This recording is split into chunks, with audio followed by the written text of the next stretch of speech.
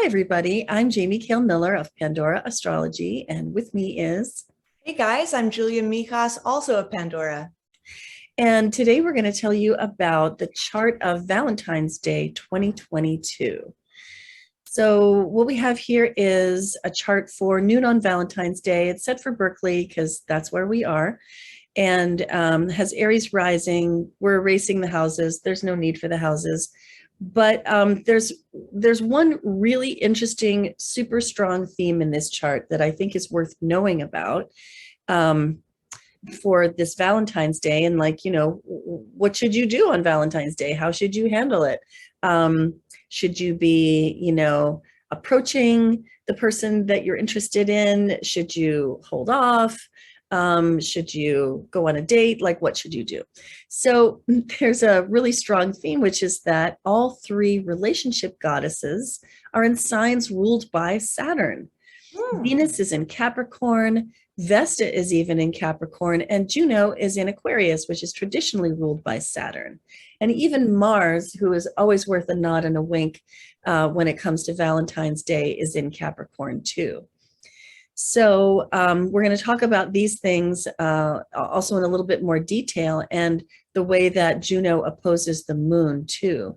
So Julia, what are your thoughts about the overall tone of this Valentine's Day based on that really strong Capricorn and Aquarius influence? Well, the Capricorn and Aquarius influence, Capricorn and Aquarius being associated with Saturn, when people think relationships, they might not necessarily think Saturn, because Saturn is a planet of restriction and limitation and work and all these things that we don't associate with fun and romance. Yeah, definitely not the most romantic planet we've got.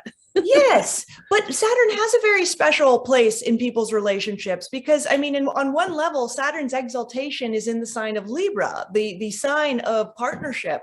And Saturn's a very social planet, too, in a lot of ways. Capricorn and Aquarius are social signs in their own way. They're concerned with society and groups.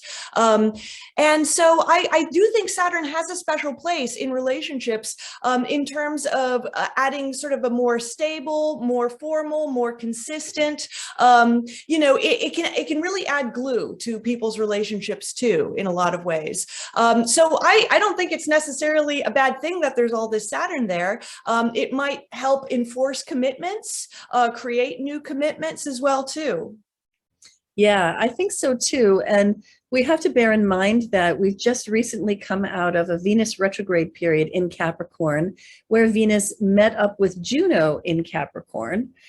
Juno was in Capricorn at the time, and that was during the end of the turn of the year, really. And Venus is continuing and finishing out Capricorn and now speeding up.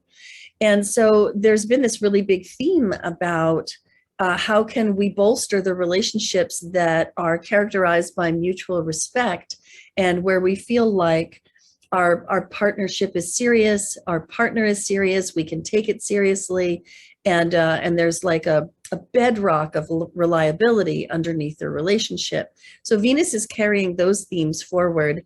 And meanwhile, Juno has moved on into Aquarius and brings in almost a rebellious streak to this situation. So Juno might be ready for some kind of change, some kind of shift, some kind of opening to conduct committed relationships, because that's Juno's purview, to conduct committed relationships in a different and new way. So there's that. And so I just want to kind of like a quick review of the relationship goddesses. Venus is about love and romance and erotic connection. She's really kind of about the content of the relationship, whereas Juno is sort of about the form.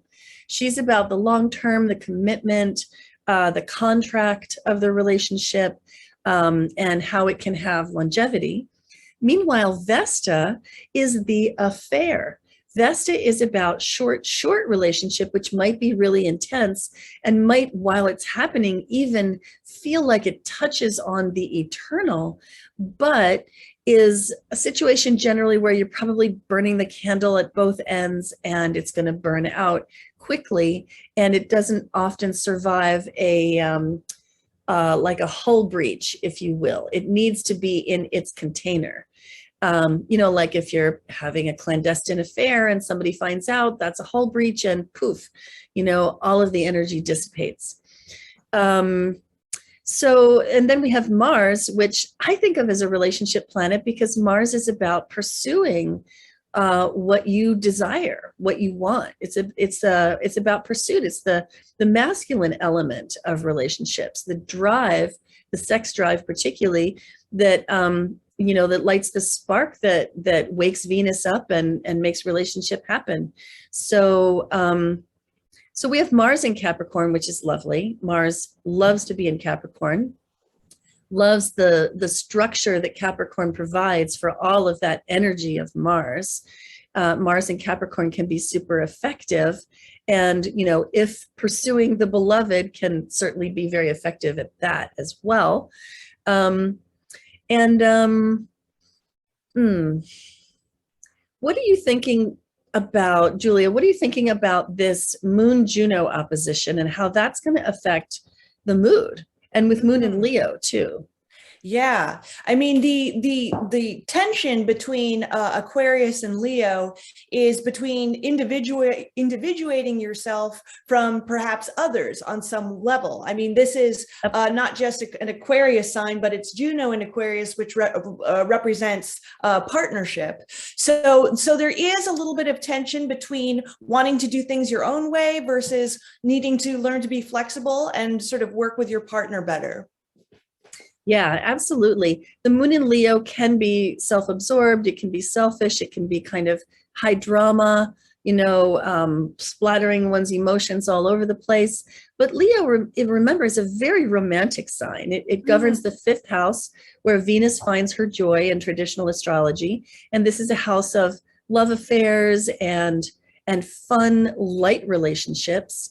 So Leo, Moon in Leo, could be really passionately romantic.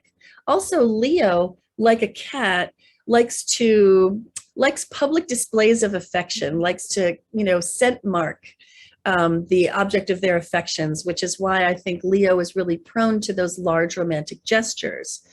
So this Moon in Leo being present opposed Juno in this chart says to me that there may be some large romantic gestures, and that they would be probably welcomed by somebody who wants you to kind of scent mark them, wants you to own them, if you will, in a romantic way, obviously.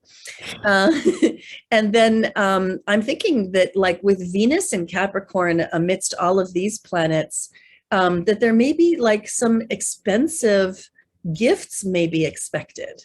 Yeah. There's a lavishness for that, next level piece of jewelry. Oh, yeah.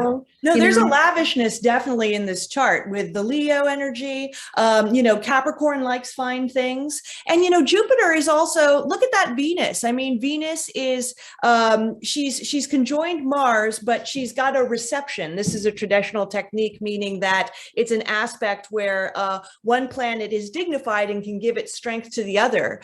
And you've got Jupiter also in a very wide sextile to Venus and Mars too, which tends to make things a little bit bigger than life. Yeah. So there's definitely, and Jupiter is in Venus's exaltation. So there's definitely a bigness and a grandiosity, I think, to this. You're exactly right. Well, I would like to finish with some specific advice for people in different kinds of relationship circumstances. Like, let's say that with Venus retrograde, that you went through a breakup and now you're single. Should you date on this Valentine's Day? I don't think so. I think you should probably lick your wounds. And as Juno continues to move on into Aquarius, put some thought into what you would like your next relationship to be, and start to put yourself out there socially, and consider that friendship is a really high value in relationships. However, if during this last Venus retrograde, your relationship consolidated and deepened its commitment, maybe because you do feel that there is mutual respect in this relationship, well, then it's definitely time for next level gifts, next level commitment. And it's not just about the box of chocolates anymore. And if you do feel moved to, engage in some large romantic gesture, I think that would definitely be appropriate this Valentine's Day. Julia, do you have any final thoughts? No, I think we covered it. Awesome. Well, I hope you enjoyed this video, and my Zoom console has moved where I cannot even see it because that's what it does. I hope you enjoyed this video. We enjoyed making it for you. You can find it on our YouTube channel, Pandora Astrology, in the February news playlist. You can also find it on our website, on our forecast page. And our website is pandoraastrology.com. And on our website, you will also find classes, readings, and tons of free articles. And until next time, we'll see you around the cosmos. Bye-bye. Bye.